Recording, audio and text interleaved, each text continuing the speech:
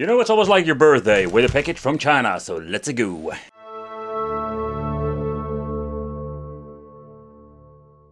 And with the features, I mean particularly when it comes to, over here, the HDMI out.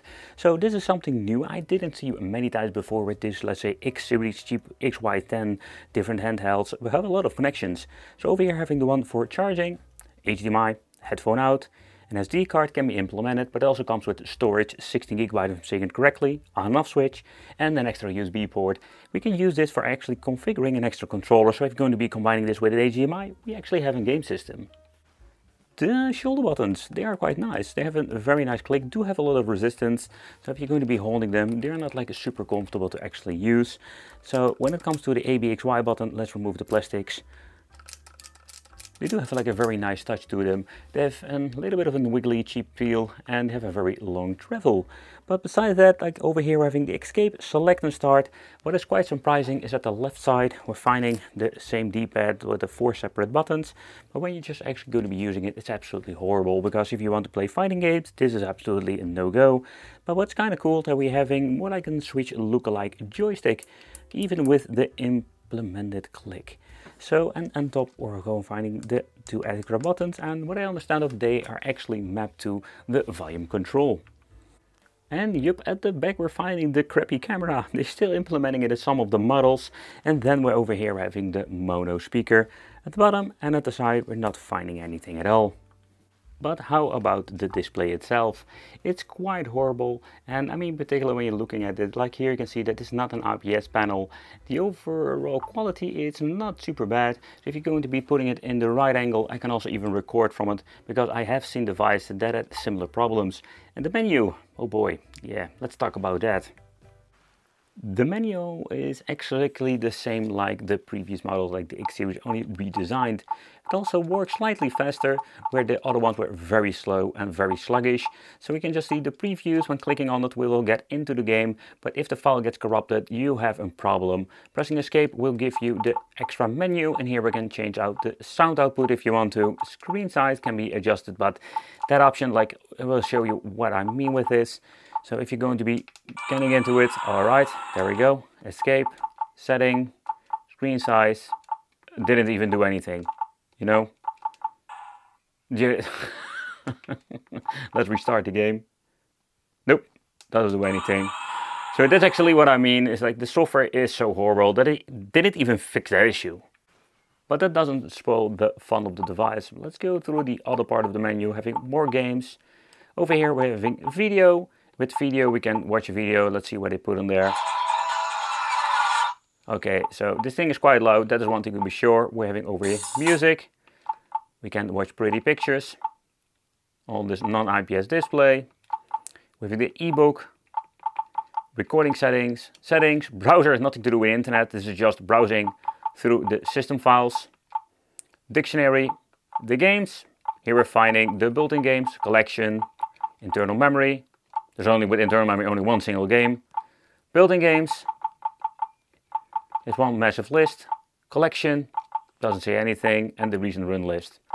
So it's one absolutely hot mess if you're looking at this part. And that's it. Going into the settings. In here we're having display settings. Backlight or the brightness. You can see this thing goes quite bright for a non-IPS panel.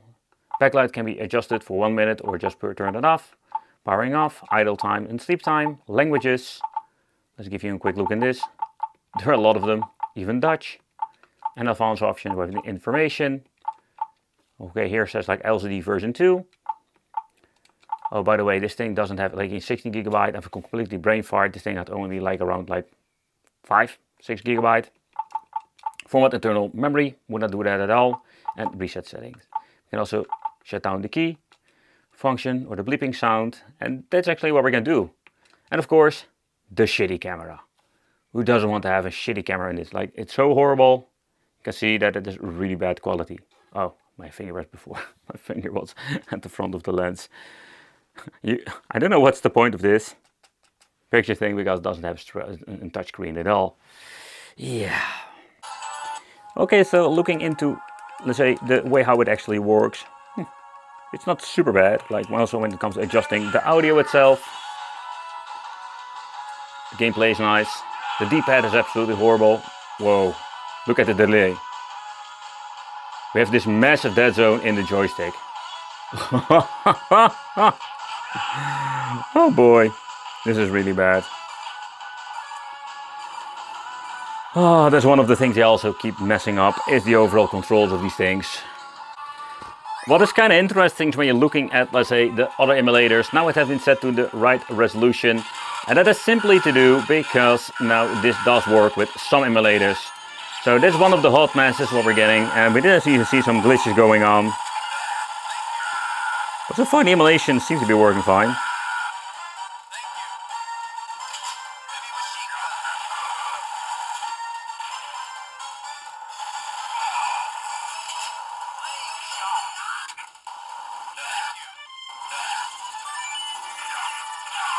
But all the sound effects are here, so that's absolutely great. You can make a quick load, quick save if you want to. So let's say we're going to make a quick save when I was actually dying. Return to the game. Going back to the load state. And that part seems to be not even working at all. So let's try that again, load state. Nope. So also that part has been completely messed up.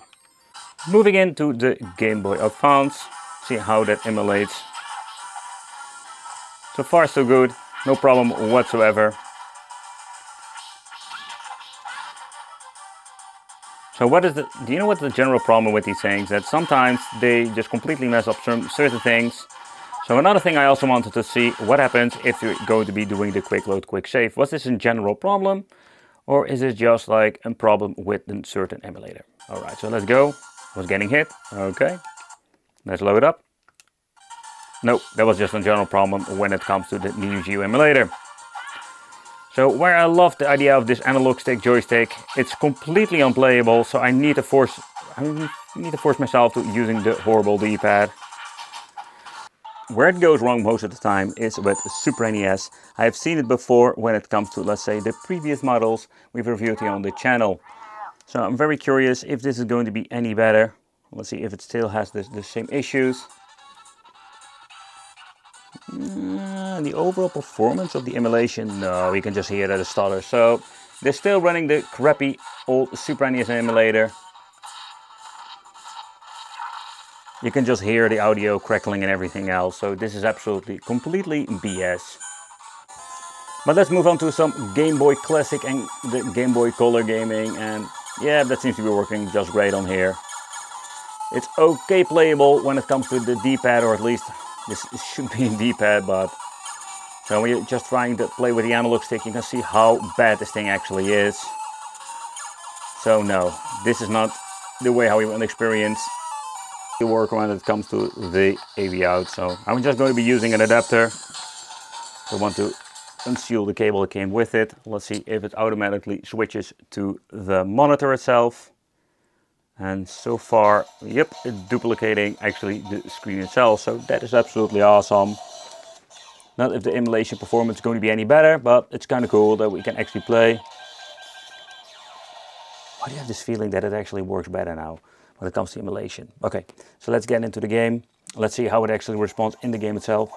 No, okay, it's the same craziness.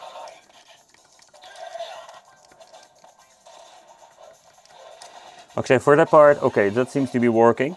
So another thing I wanted to see, so what happens if you're going to be putting up the game, going to be plugging in an extra controller, because they're saying this is a double handle thingy going on. So let's plug it in, just grab ourselves the Xbox controller. This is the most, like the best, let's say, supported game controller for every device, most of the time at least. So let's start it up. Let's see if we can have a dual player setting going on. No, that doesn't do anything. Okay, so let's go back to the exit. Let's see if we can even navigate through the menu. No, nothing works. So the reason I'm testing it is because the X input, if that doesn't work, it's going to be a huge nightmare to get actually another controller working on this.